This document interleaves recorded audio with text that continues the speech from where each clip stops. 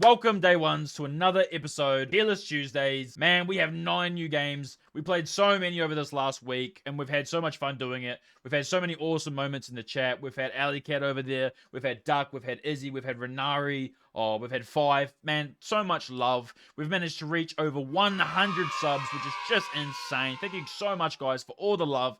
But we're not done yet. Our next goal is to hit 500 subs so we can finally get monetized. I'm trying to hit this really hard, guys, and make this my full-time job so I can give you guys all this content and stream upwards of 3 to 4 hours a day and do multiple games and other content as well. But yeah, let's jump straight into Tier List Tuesdays, guys, because man, I want to rank these games, bro. There's just so much going on. And boom. Tier List Tuesdays. Now, guys, we are going to just do it the same way that we did it last time, which is basically starting from the left and working our way over. It just makes it easier than picking out random ones here and there. Now, I have a feeling your rankings are going to be spicy this week. What do you mean, bro? What do you mean my rankings are going to be spicy, bro? What is it? What are you trying to say, bro? Look, my rankings are going to be fair, okay? My rankings are going to be... This week, we've played some pretty questionable stuff, guys. I'm not going to lie. Good games all the same. Good games all the same. And I'm sure a lot of time and effort and work went into them, as it does any artistic expression, right? So let's be fair and nice to these games. Guys, we are going to start Bellows Below. Now, guys, honestly, Bellows Below was crazy, man. Bellows Below is a game by Saban Studios.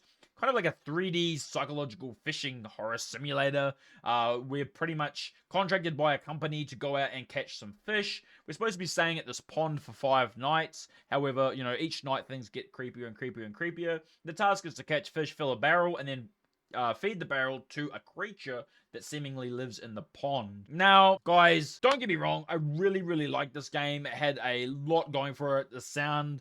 was really cool, like the songs and stuff when you were in the little fish man. I really liked the walking around sounds really cool, as silly as it sounds. It was really immersive. The sounds at night when you were fishing, like the creepy noises. The sound design was really crazy, bro. And immersive as well. The fish creatures were very cool, really well done. I really liked it. As Duck says, it was a very hard game, and the mini games at times felt like it was too much. You had to do this, to do this, to do this, to do this, to get a fish, which you had to catch many fish to even survive. And if you didn't survive, you had to start from 0 fish again. So it was a little too much sometimes when it came to doing the fish. And I don't like that alongside having to catch fish, they added an element of a creature chasing you, which would make you have to stop fishing to run away from the creature, which is kind of... It doesn't really make the game harder, it just kind of... It makes it less immersive, in my opinion.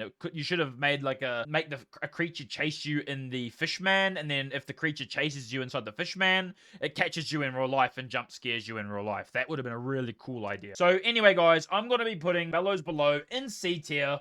I do see what they were trying to do. I do see the kind of eldritch kind of inspired creepiness kind of thing. I'm not trying to, you know, discredit their work. I just think that the mini games were just crazy. It could have done with maybe half the amount of mini games. Maybe the game length should have been half, you know, that started day one with 50 fish, 100 fish, 200 fish. You know what I mean? Like, it was just too much too soon kind of thing. But really cool game. Definitely check it out yourself. The links will be in the description of this video for our first 9 new games. If you want the links for the other games, check out my older videos, guys. But yeah, chat. I'm so old, the fish Leviathan was his child friend.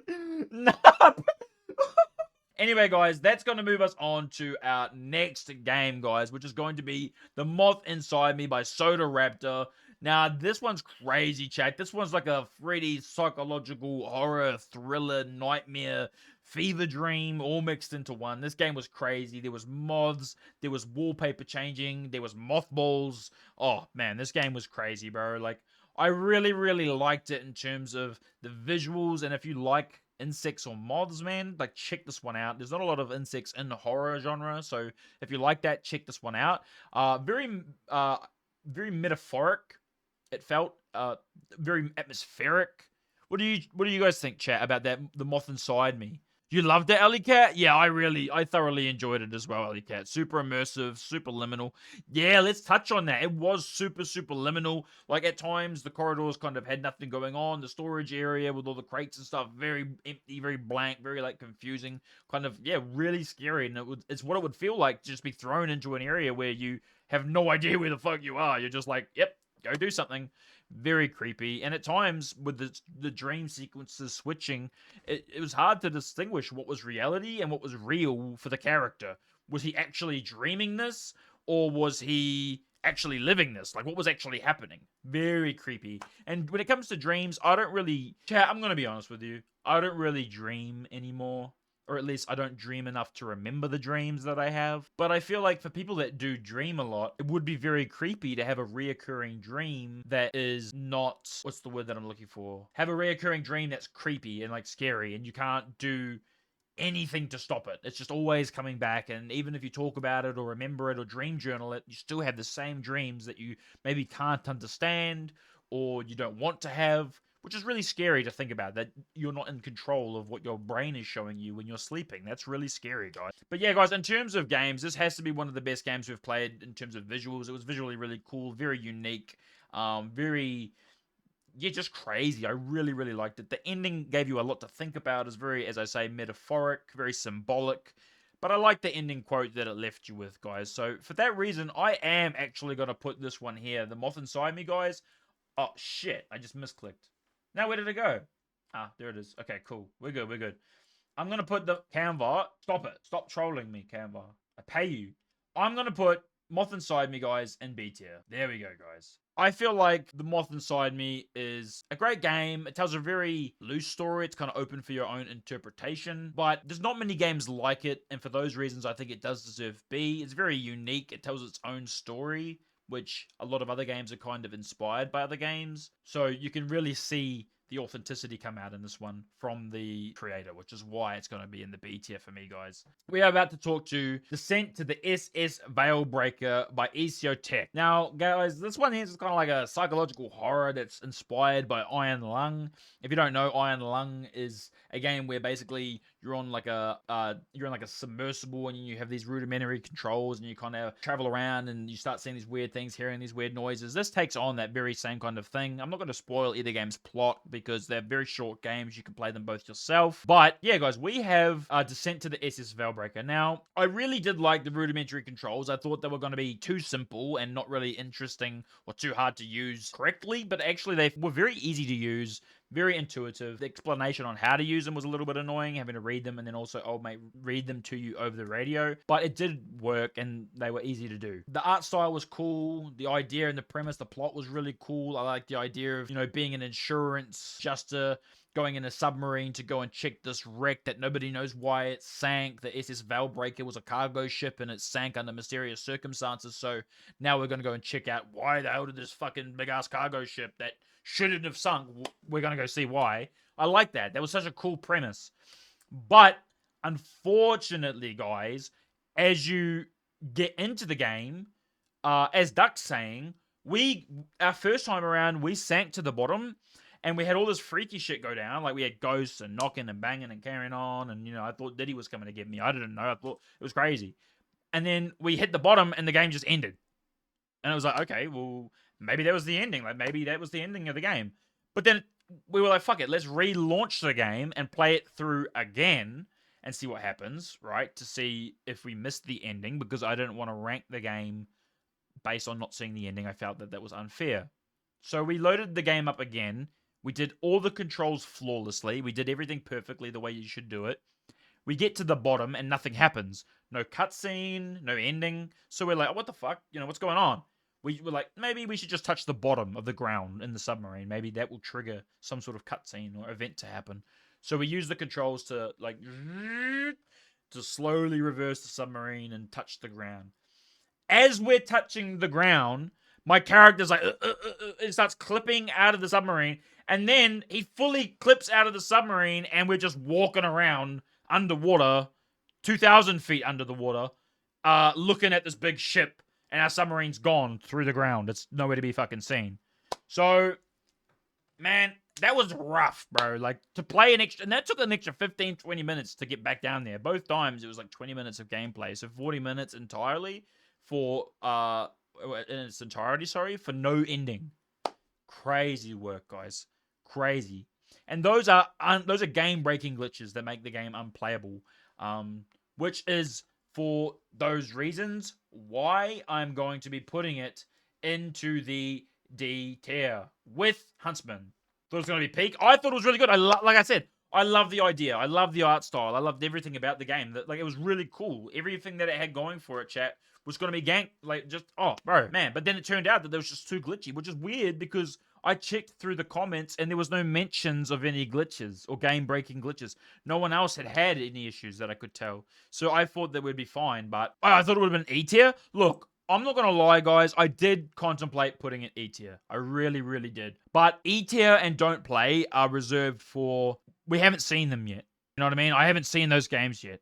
I would still say play Descent to the Veilbreaker because it has pretty cool voice acting. The ship's cool. If nothing else, it's a way to spend 15 minutes while you're, I don't know, scrolling through TikTok or waiting for a video to upload or render or whatever. So it's not unplayable. Well, it is unplayable, but it's not. You should still have it a look. You know what I mean? There are games out there, I feel, that are going to be so fucking shit.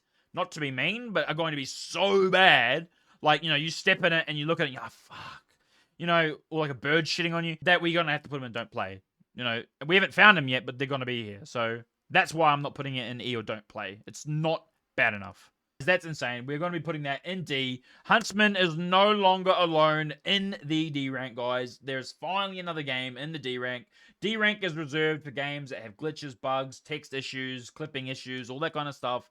Things that make the game nearly unplayable or unplayable. And for those reasons, Descent to the Veilbreaker, guys, has to be in that tier. However, we are going to be moving on to an as a game studio game, which gives us, for some reason, all the way over here, Last Stop Station 66. Do y'all remember Last Stop 66? That's the one with like the train, like you fall asleep on the train. And do you guys remember that one, chat? Do you remember that one? You remember Ellie? Yes. You don't remember Duck? You might not have been there, Duck. It might have been a game we played when you weren't there. You weren't there? Yeah. The video will be coming soon, so unless I already uploaded it? I may have actually already uploaded it. I can't remember, bro. I've done so much editing over the last 2 days, bro. I can't remember. Let's jump into it. Last Stop Station 66 is a psychological horror game by As a Game Studios, who you guys know we play a lot of As's games. Basically, you play as a character that's returning on a train from visiting his friend. He falls asleep foolishly on the train and wakes up in a station that he has no recollection of ever being to. The station's called Station 66, and things get creepier and creepier from there, guys. Now, this one here had the potential to be just absolute fire gas, like, you know, blow my mind, you know, leave me just tripping on the floor like an infant. But unfortunately, like, the story was lacking a little bit.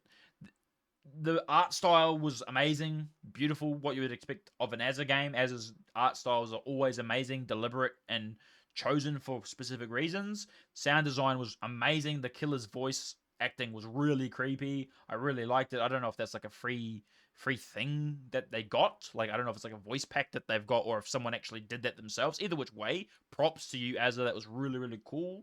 But the chase thing where you had to go hide in the locker, kind of rudimentary. Didn't actually, it felt like scripted, like he wasn't actually chasing me, but he was like, I don't know, it didn't really feel fluid to me. And the ending, like Alley Cat just said, was a bit confusing.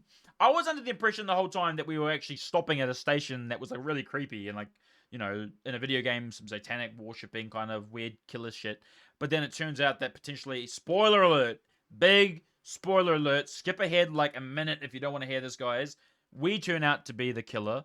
And we killed everyone, and then the police come, bang our door down, and kill us. I don't know, man. Like, is that the ending, or were we framed? I don't know, man. It's really crazy. Azza makes everything. He does. Azza makes a lot of games. But yeah, guys, Last Stop Station 66, guys. Really cool game. Really, really cool. I think you definitely, like with every Azza game, you should play it. There's a niche for everybody. He kind of hits so many different phobias and fears and niches that this one here could be one of your guys' ultimate mega nightmare. If you're scared of public transport, this could be your mega phobia. But for me, guys, it was a little short and the story not quite as good as it can be. But Azza, if you're watching this by any chance, was that game inspired by the Midnight Meat Train, the movie? Let me know, man, by DM or comment. I'd love to know because it felt very much like it was. But anyway, guys, for those reasons, Last Stop Station 66 is going to be in the C tier, guys. Not quite a B tier game today, but that doesn't mean you guys shouldn't play it. Really fun. Check it out, guys. And we are going to be moving into another As a Game Studios game, guys. I'm going to be talking, of course, of Cave Phobia. That's the one, guys, where basically we are kind of stuck deep underground in an underground tunnel system, and we start to realize that we're not alone in the underground tunnel system. There are other noises, creatures, sounds, fungal spores from these mushrooms, and the further you go, the more crazy it gets, guys. The tunnels seem to just go deeper and deeper and deeper, unraveling more and more mysteries about the origins of the cave and maybe who used to live there, guys. I like cave phobia, but wish they did something with the spores and secret shrines. Exactly. Like they did so much world building and lore building by having those shrines and the fungal spores and people going missing potentially, and the creatures, the multiple different kind of creatures, and there was that big creepy crab scorpion creature that was really like, that wasn't one of the human creatures. It was really crazy. There was so much going on, and there was so much potential. But yeah, we didn't really get into that. But the art style was gorgeous, the sound design gorgeous, as you would expect from an as a game. And the storytelling was very good. Even though it was very maze-like, I didn't find myself getting too lost.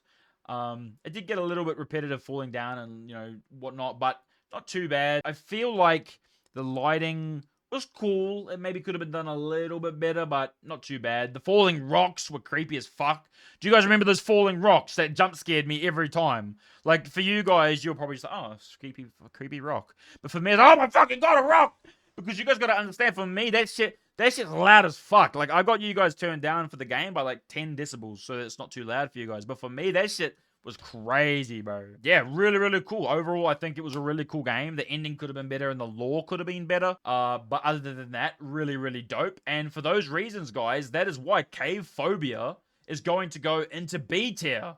So not quite an A tier because of the lore issue, but B tier, that's crazy, guys. Another as a game into B tier. That's crazy. A Lonely Cabin Trip is a game by Corvin Ruler, and basically it's like a psychological thriller set on an island, which is crazy. You're set on an island wanting to just be isolated from the world, more or less. Then things get really creepy when the island starts to feel familiar. Like you've been there before, even though you hadn't been. Really, really crazy, guys. The exact kind of story you would expect kind of from Corvin Ruler. It takes us on a psychological adventure on this island, trying to figure out what's real, what the story is, uncover it. It turns out we're not alone on the island. There's another person there. Things get crazy on this island. And yeah, it's insane. The art style is very cool, although I do wish there was more flowers or different bushes.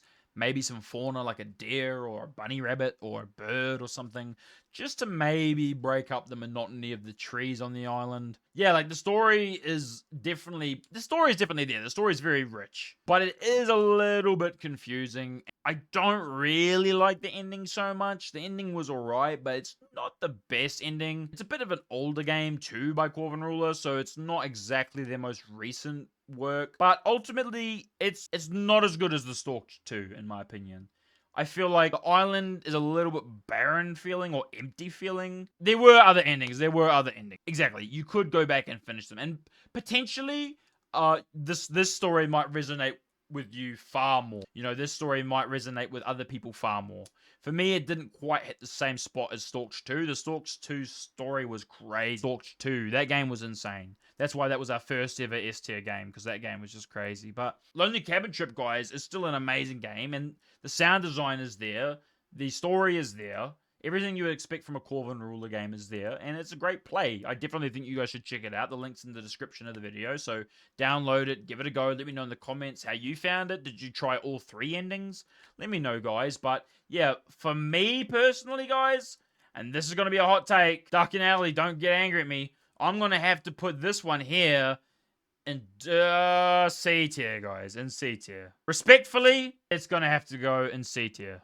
Doesn't change the fact that it's a great game. Definitely a great game. But for me, there's just something about it that just didn't click, guys.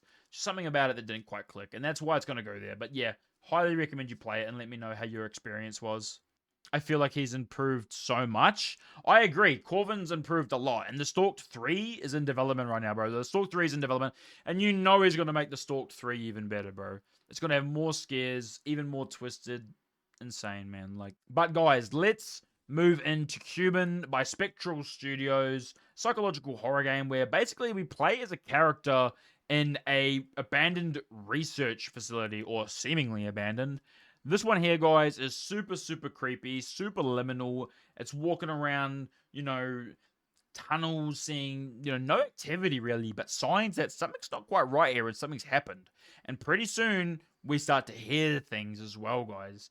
This one here is crazy in the sense of the art style and the sound design, and just the kind of overall vibe was just really creepy and gritty, and I just liked it. It kind of, for some reason, gave me a Doom feeling. And as we got to the experiences later on, that shit was crazy, man. But yeah, man, I will say for Human, that creepy voice that ended up kind of guiding you or being this reoccurring theme, that was very well done and was very, very creepy, man. I really, really enjoyed that creepy aspect. Made for a really fun game, and it kind of helped you along the way when you were a little bit lost as well. Like, it was a really, really good game. I really, really liked it. I wish maybe there was a little bit more story towards the end, a little bit more depth as to what happened and why it happened, but that's fine. Maybe there'll be a future game kind of going over that. So for now, guys, we're going to be putting Human in the B tier comfortably. Okay, Phobia, move your ass. And I think it deserves to go in the B tier, guys. I genuinely do. I think that it was a fun game, and it had a lot going for it. The story was really cool. I didn't so much like that weird mechanic where you had to go to the opposite room to teleport to that side of the room. That was kind of annoying. I think it was like a play on Portal or something. I don't know. But I didn't so much enjoy that. But other than that, the game was really, really fun. If it had a different mechanic instead of that, it might have even found itself an A tier. But I guess let's go on to Dead Faces, and we'll leave Ratman till last, guys. Ratman was literally an FPS. Don't worry, Doug. We'll get to that. But first, guys, let's jump into Dead Faces, indie horror game by Azagame Studios, psychological thriller set in a really creepy, seemingly abandoned house or mansion. It's like, I don't know, it's really creepy. You have to go through these experiences or these motions to try and uncover these memories that you've seemingly forgotten, these memories of your past. It's like there's this overarching gray cloud following you as you're playing, but you just can't figure out why or what it is. It's very, very creepy. But that said, guys, it has very nice visuals and very nice sounds, very nice shading, and there were some good jump scares. This is the game, guys, where it's like that creepy guy that every time we looked at him, he would like run away or go scampering away kind of thing. But that's going to lead me into the crux of the issue is, and it suffers from, for me, the same thing that the movie The Nun suffers from. I like the creativity, but I'm interested in how the clown, the baby, dad, etc. are all connected. Exactly, Alley Cat. I struggle to see how everything was connected. And so it kind of creates this air of like, I understand we have to unravel it, and I understand, and let me preface, this is just a demo, guys. This is a demo. This isn't a full game, so we are only playing a demo experience, and it does feel like, but I think it's intentional, and I'd like to play it when it fully releases so that we can actually delve into the story more and see how that's all connected. But seeing as this one's only a demo, and the creature kind of does just run away from you when you look at it or when you walk up to it, it doesn't really scare you until the very end, I am going to have to place Dead Faces into the C tier, guys. Very fun, and I'd still highly recommend you play it. It's very scary. Depending on kind of the type of person you are, this one might be very, very scary. But yeah, guys, for me, Dead Faces is going to have to go into the C tier for now. It might go into B, A, or even S tier as the final game releases and we play through that on stream. But for now, it's going to sit into C tier, guys. Dead Faces by Azagame Studios. That actually, no, because what we're going to do, Duck, is there's only ever going to be, so like 50 games. There will only ever be 50 games, and then we will make a new tier list season. So, for example, this is going to be Tier List Tuesday Season 1, and then when we hit 50 games, we will start Tier List Tuesday Season 2, which will have all 50 new games that we play. That way, we only have 50 games to go through at any given time. We don't have...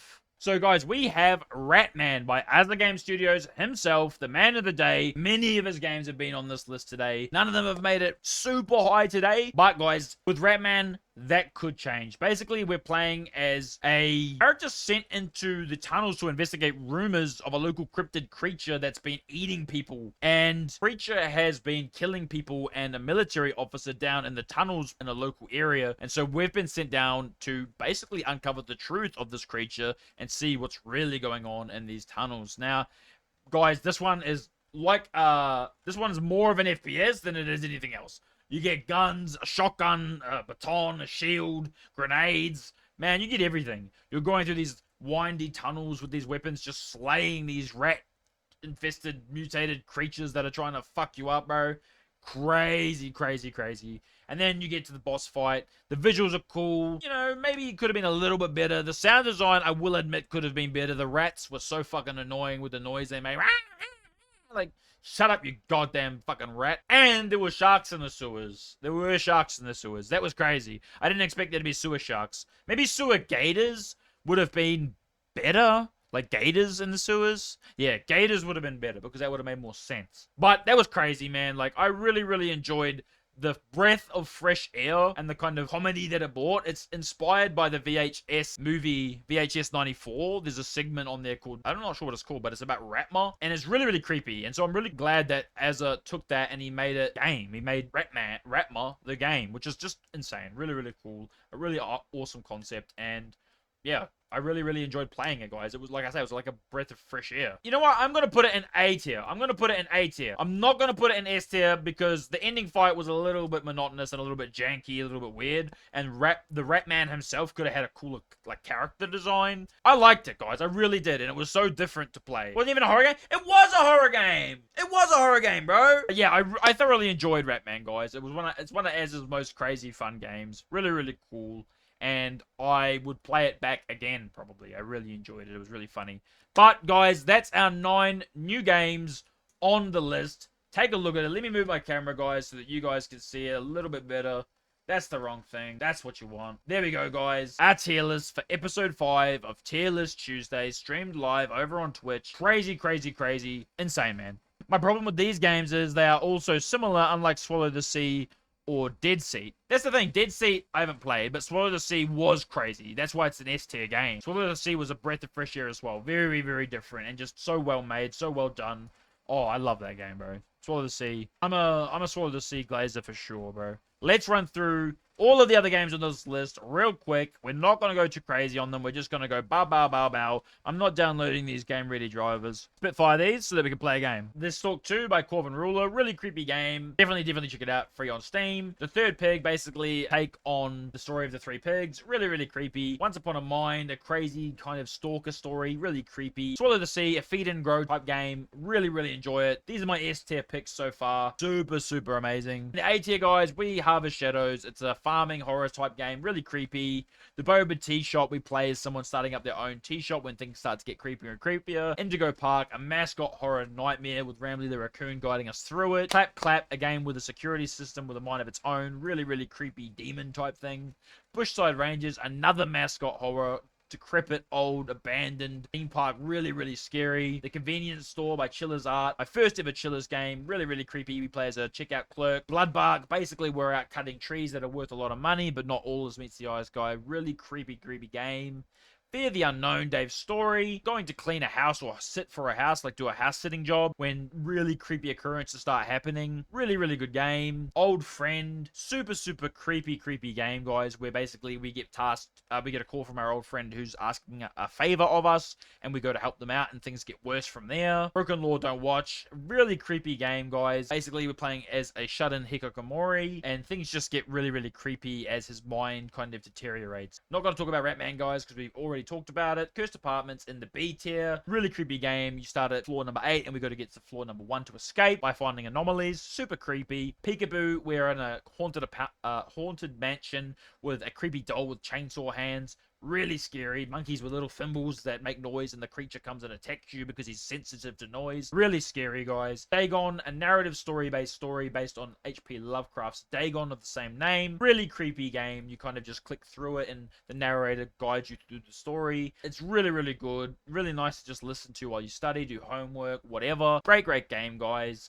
Moving on from there, we have Missing Hiker, a game where our, I believe, sibling went missing while hiking, so we go to try and uncover what happened to him. Really creepy. Cassiculus, another cave splunking kind of game. Really kind of creepy. There's some spiders, shit going down. Mimic Search, we play as a detective investigating the disappearance of some local residents. What else have we got, guys? Pretend it's not there. Creepy kind of creatures always following you, but you have to pretend it's not there at all times, else it might get you. Paper Rents, guys, a creepy kind of story about a bedbound child and his mind kind of deteriorates and it gets very, very scary, guys. Really graphic, really kind of intense art style, but really, really awesome game. Cosmic Fair demo, basically a Lovecraftian inspired psychological horror game. Just a demo. Things are just crazy out in the forest. The Moth Inside Me, we're not going to talk about, guys, because we just talked about it. K-Phobia. Moving on to the C tier, guys, we have Scourge, a puzzle game set in, as a looter trying to make a quick buck stealing money from a house, but things get really creepy. We didn't finish that one, but it was a great game. Luto, guys, I believe Luto was just a demo and the full game's not out yet. It was a fun game, puzzle-based psychological horror, really awesome. Fierce to Fathom, a game based upon supposedly true stories, really, really creepy. I didn't like it quite so much because it kind of, you could miss a lot of the scares, but still definitely give it a go, guys. Yan Parasomnia, a creepy game about dreams and stuff like that. The puzzle mechanics were really hard, so if you like really, really hard puzzle games, check this one out for yourself, guys. Garden 47, more of an experience for me than it was a game, but definitely check that one out, guys. Super surreal, liminal, creepy stuff going on. What else we got here, guys? Forgotten School, a super creepy Japanese-inspired story about some potential bullying going on at a school. Play this one out, guys. Really creepy. Perdita by Azza, really creepy game. I'm not even going to say anything about it, guys. Just go check it out for yourselves. It can be a little bit hard at times, but super fun game. Bellows Below, we're not going to talk about because we just played it. Last Stop, we just talked about. Lonely Cabin Face and Dead Faces we just talked about. Huntsman, guys, a game where you're in a lab being chased and stalked by a huntsman spider. Really creepy. Go download that, check it out. Let me know how your experience goes. And Descent we've already talked about. So that wraps it up, guys. Whew, that was a mouthful. All of those games, 39 horror games or somewhere around there. Insane to think that over the course of the last month or 2 months since we started doing indie horror, we've played so many horror games with you guys. I can't believe it. The love you've been showing on these indie horror tier list videos has just been insane. I'm so glad that I can make these for you every Tuesday. We're on the path to 500 subs so that we can get our channel monetized. So if you want to help be a part of that, please subscribe, guys. Helps go a long way. We've got another episode of Tier List Tuesday next Tuesday with all new games. And I can't wait to see you guys there. But for now, that's going to be me. Catch you later, guys, and much, much love.